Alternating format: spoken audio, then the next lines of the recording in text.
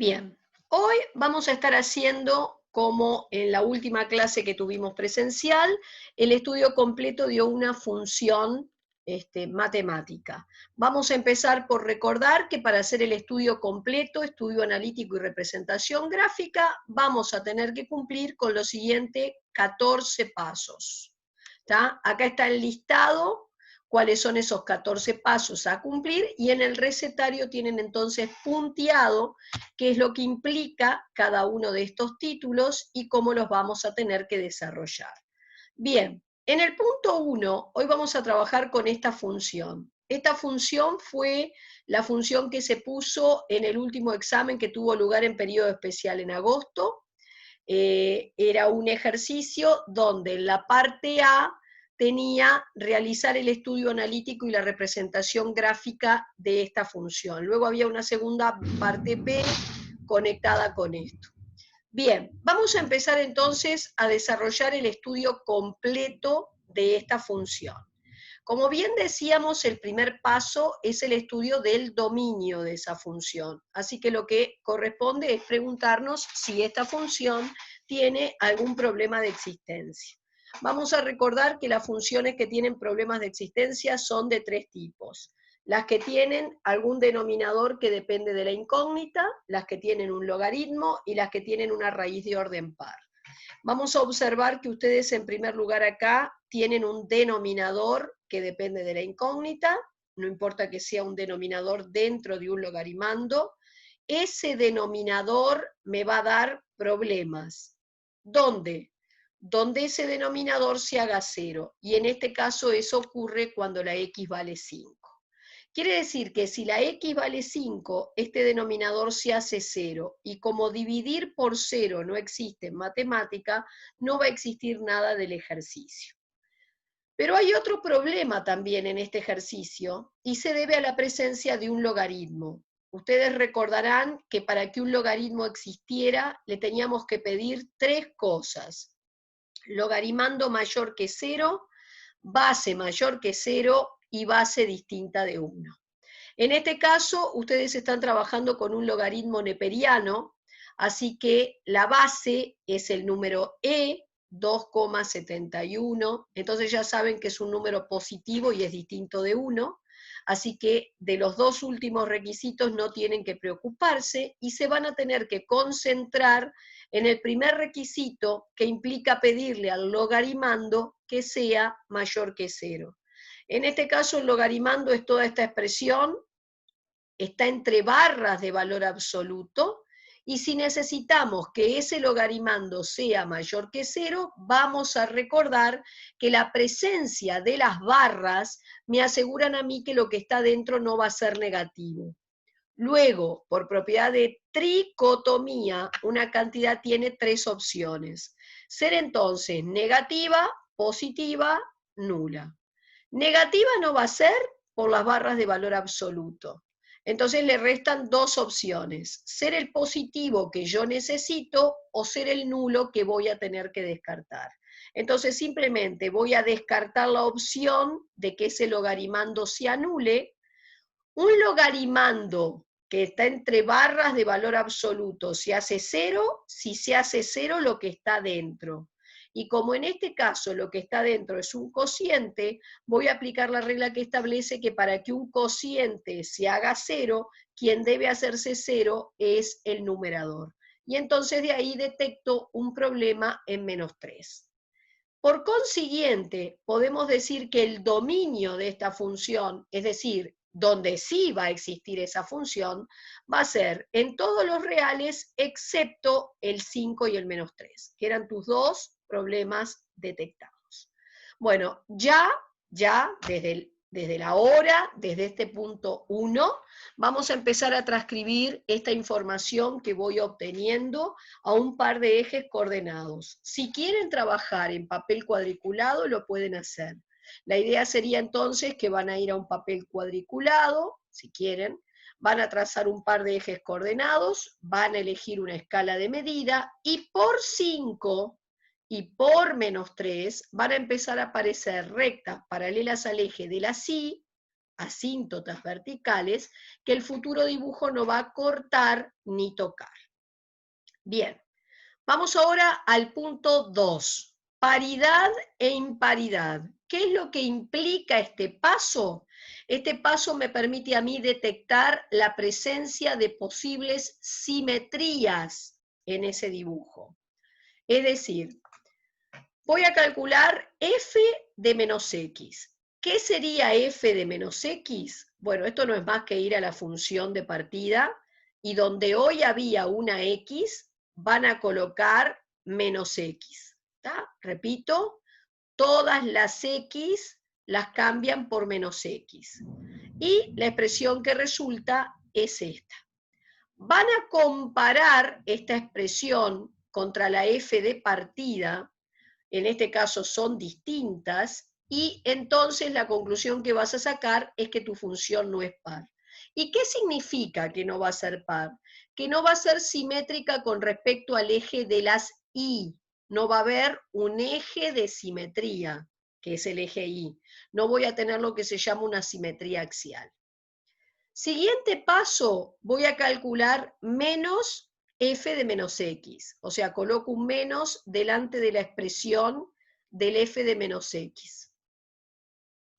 Un menos delante de un paréntesis va a cambiar el signo de cada término, por consiguiente se lo va a cambiar acá, va a cambiar aquí y va a cambiar acá.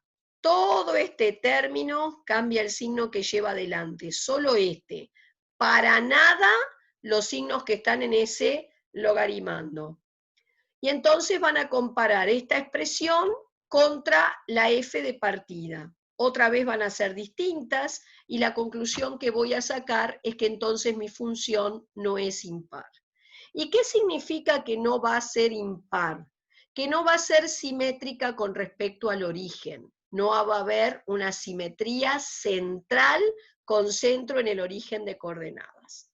Conclusión, esperamos un bosquejo de esta función que sea totalmente asimétrico. Vamos al punto 3.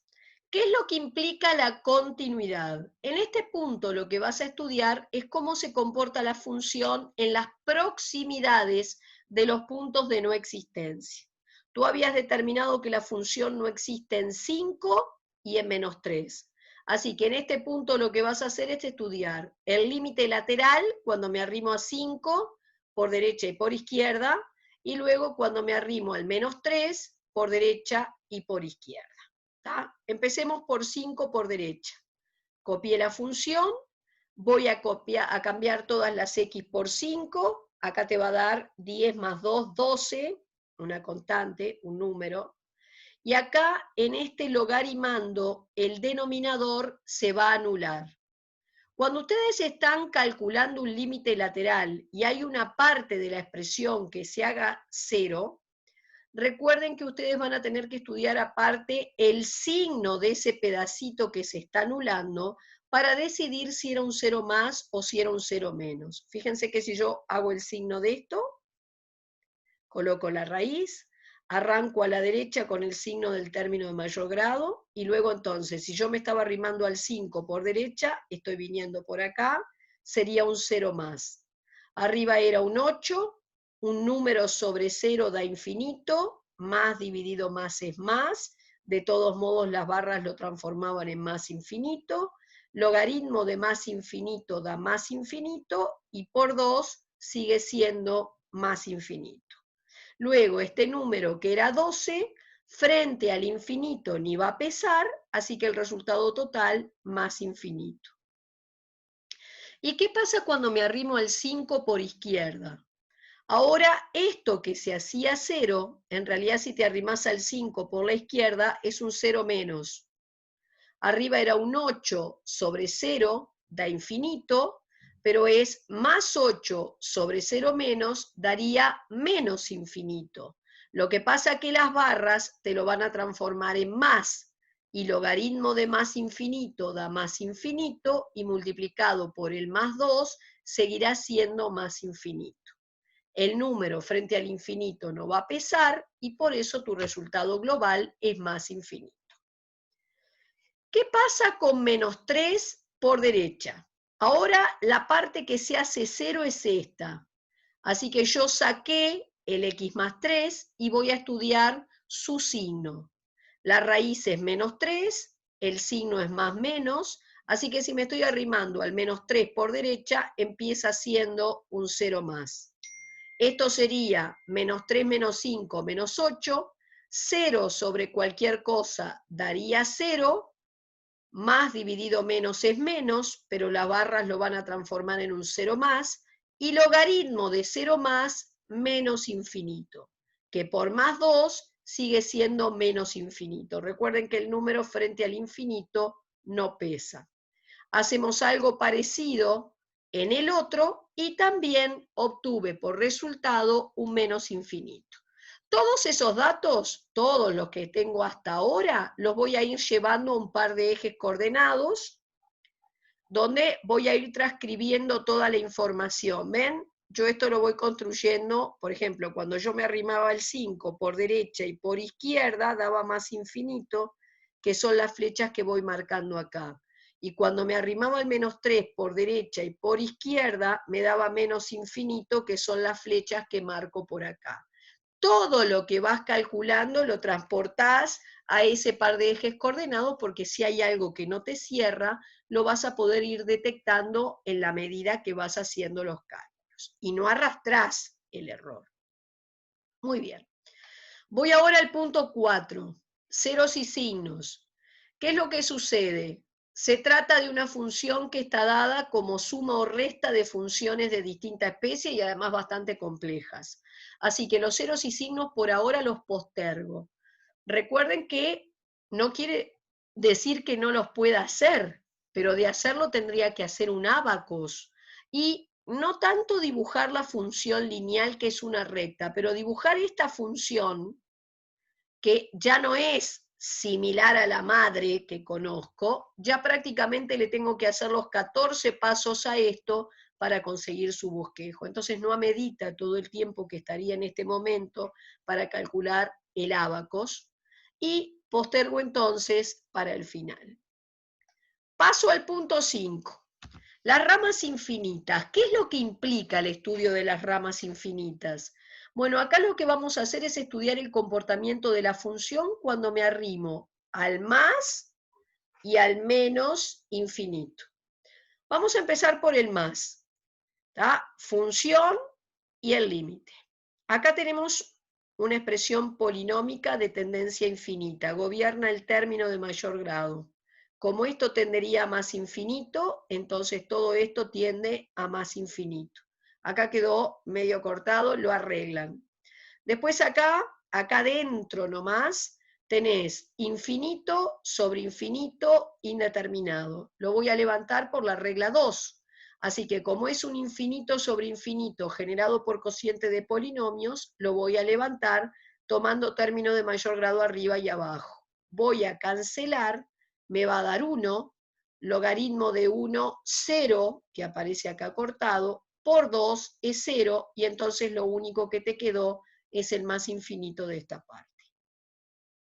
Vamos hacia el menos. Otra vez, expresión polinómica, tendencia infinita, gobierna el término de mayor grado. Voy a cambiar acá, él va a tender a menos infinito y por lo tanto todo esto va a quedar tendiendo a menos infinito. Acá adentro es infinito sobre infinito, indeterminado, generado por cociente de polinomios, regla 2, término de mayor grado arriba y abajo, simplifico y me da 1. Así que el logaritmo de 1 tendería a 0, 0 por 2 es 0, y entonces no va a pesar frente al menos infinito.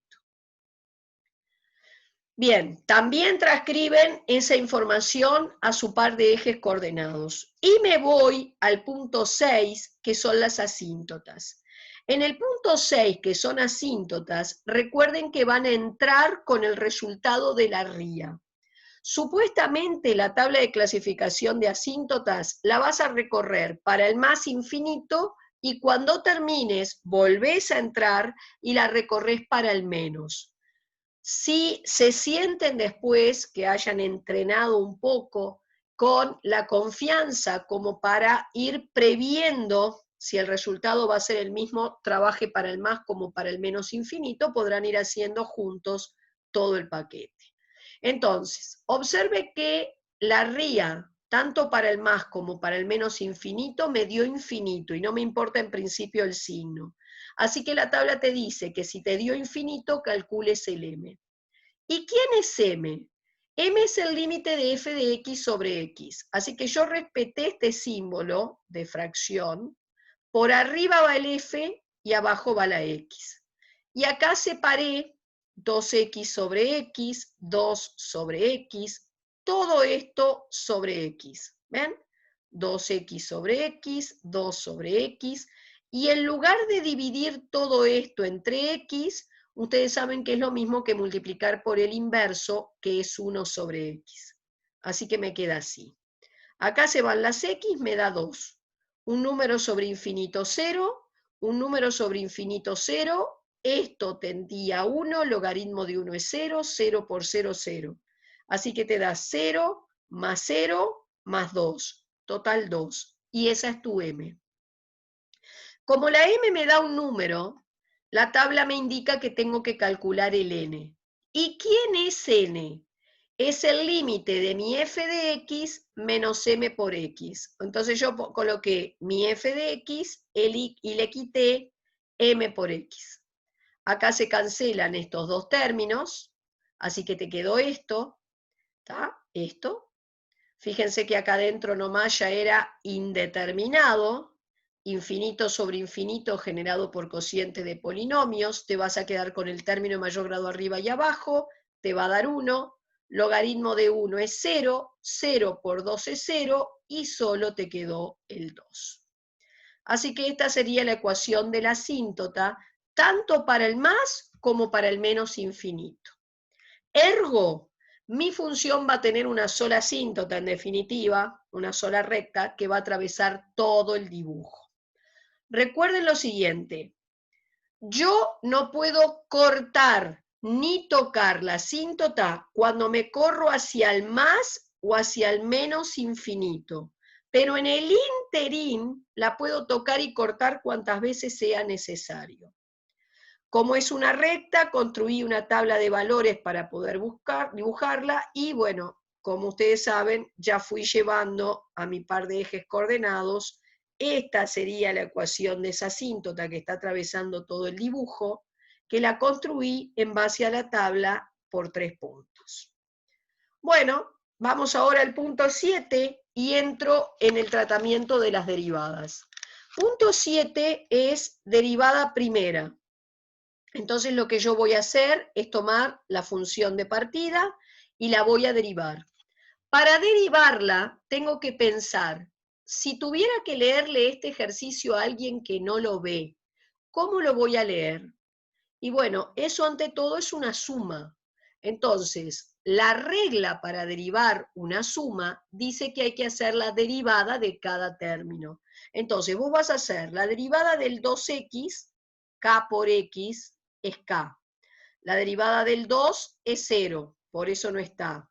Copié este 2, porque esto lo trato como un k por u, deja el k quieto y solo deriva el u. Y entonces acá voy copiando, y esto que es el logaritmo de u sería 1 sobre u por u'. Fíjense que las barras de valor absoluto se cambian por curvos. Bien, ahora, si yo transformo esto en fracción poniéndole denominador 1, acá tenemos el cociente de 2 fracciones. Dejaríamos la primera como está y en lugar de dividir, multiplicaríamos por la segunda invertida. Y acá que es la derivada de un cociente es derivada del primero, que da 1, por el segundo, menos primero, por derivada del segundo, sobre el segundo cuadrado. Y dentro de todo este término, un x menos 5 que multiplica arriba y uno de los dos que tenés abajo se cancelan. Me queda este 2 igual, este 2, y acá adentro quito los paréntesis auxiliares, me van a permitir cancelar las x y me da menos 8. reducen la expresión a común denominador. Esto dividido 1 da eso, por eso es el 2 por el común denominador. Viene un menos, y mi común denominador dividido esto da 1, multiplican por 1 lo que está arriba y queda el 16. Yo hice acá las distributivas, ¿está? Todas. Agrupé términos semejantes y esta es la expresión que consigo para mi derivada primera. ¿Qué voy a hacer ahora? Punto 8. Ceros y signos de la derivada primera. Y como es un cociente, vas a tener que estudiar ceros y signos del numerador y del denominador. En el numerador, báscara, ¿tá? Así que yo lo hice. Si quieren, recuerden que no van a poder usar calculadora en las pruebas de ingreso a facultad, pueden intentar en su casa hacerlo a mano, y me dan aproximadamente estos dos valores. Los coloco sobre un eje de abscisas, arranco a la derecha con el signo del término de mayor grado, paso por una raíz simple cambio, paso por una raíz simple cambio. Y en el denominador te quedó menos 3 y 5. Por eso coloqué aquí menos 3 y 5. Arrancan de este lado con el signo del término de mayor grado y hay cambios de signo.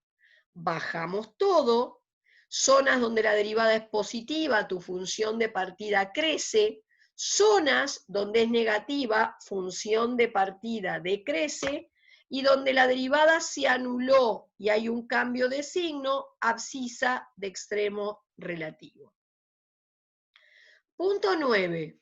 Coordenadas de esos extremos relativos, es decir, estas son las abscisas de ese máximo y de ese mínimo, son las X, pero para poder ubicar en mi par de ejes coordenados los puntos, ustedes también necesitan hallar sus I's, sus ordenadas. Para hallar las I de cada uno de esos puntos, por ejemplo del máximo, vas a ir a la función de partida, a la original, y ahí vas a cambiar la X por menos 3,9. Es decir, voy a la función de partida, acá. Cambio todas las X por menos 3,9 y obtengo el correspondiente valor de I.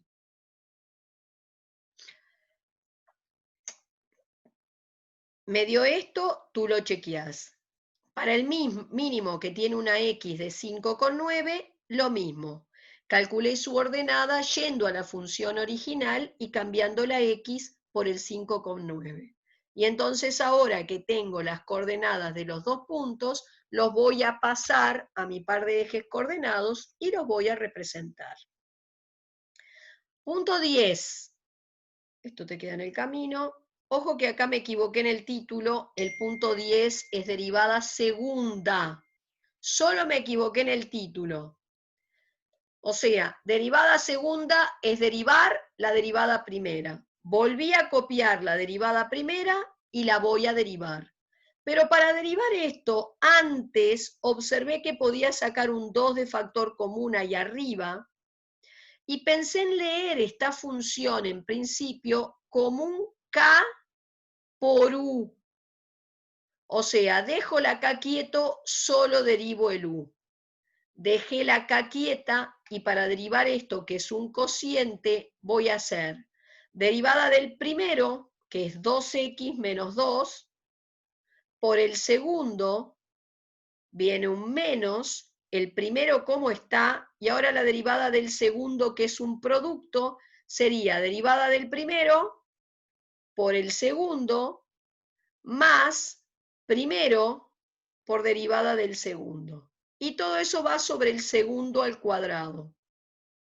Ahora, acá adentro hice las cuentas, una X y otra X son 2X, menos 5 más 3 menos 2.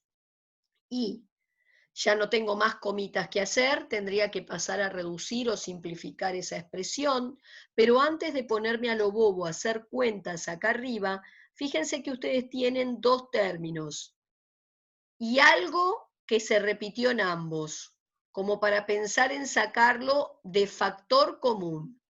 Entonces yo copié este 2 y voy a sacar de factor común ese 2x menos 2. Lo podés escribir adelante o atrás. Si yo saco de acá el 2x menos 2, dejaste el producto de estos dos. Viene un menos. Si yo saco de aquí el 2x menos 2, solo estoy dejando esto. Y el de abajo, ¿cómo está? Distributivas acá. Ya fui aquí sacando el paréntesis. Fui agrupando términos semejantes. ¿Está? Me queda menos 5 más 3 menos 2 más 2, 0. O sea que acá te queda solo un número, que es 8. ¿Está? Entonces es el 8, el 2 y este era el 2x menos 2.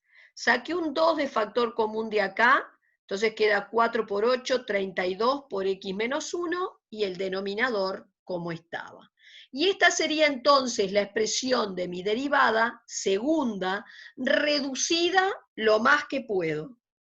Voy al punto 11, ceros y signos de esa derivada segunda. Bueno, al estar tan simplificada, la raíz del numerador es evidente, 1. El signo, arrancás de este lado con el término de mayor grado, cambiás. En el denominador, menos 3 doble, 5 doble. Arranco de este lado con el signo del término de mayor grado, que si en mi cabeza lo hago es x2 por x2. Paso por un doble repito, paso por un doble repito, bajo todo a un solo eje. Acá hay un punto donde la derivada segunda se anula y hay un cambio de signo a uno y otro lado, ergo tendré la abscisa de un punto de inflexión. Ahora bien, punto 12, ceros, o sea, coordenadas del punto de inflexión. Esta es la abscisa del punto de inflexión, es la X, pero vos tenés que ubicar el punto en el gráfico, entonces necesitas su Y. Y entonces acá, si la X del punto de inflexión es 1, su Y la voy a encontrar yendo a la función de partida, cambiando la X por 1 allí. O sea, hago f de 1 y me dio 4. Y por último, vas a hallar la tangente en el punto de inflexión, que un poco te va a marcar con qué inclinación se da el cambio de concavidad en el punto de inflexión. Ya habíamos dicho que esta es la ecuación para hallar la recta tangente a la curva por cualquier punto de la curva. En particular, podés usarla en el punto de inflexión. Y si la uso para el punto de inflexión, el A que aparece en esta fórmula es la abscisa del punto por el cual querés la recta tangente. Y en este caso sería la X del punto de inflexión. Así que voy a necesitar acá el f de A, el f de 1, ya lo tengo. El f' de A, o sea, el f' de 1, vas a ir a la derivada primera a cambiar la x por 1, yo lo hice y me dio 4, y entonces voy a sustituir en esta fórmula f' de A por x menos A más f de A. Voy a hacer la distributiva, voy a ordenar, ojo que acá copié mal, acá es más 3x más 1. Arreglen acá, es un más 3x. Y por último, la ordenada en el origen. Es el punto de corte del gráfico con el eje de la Y. Todo esto lo fui llevando a este par de ejes coordenados que tienen acá. Y para cerrar el bosquejo, yo voy mirando simultáneamente los crecimientos y decrecimientos que me marca la derivada primera y las concavidades que me da la derivada segunda. Y así conseguí, ¿está? ¿Ven? La gráfica que tienen ahí. ¿Estamos de acuerdo?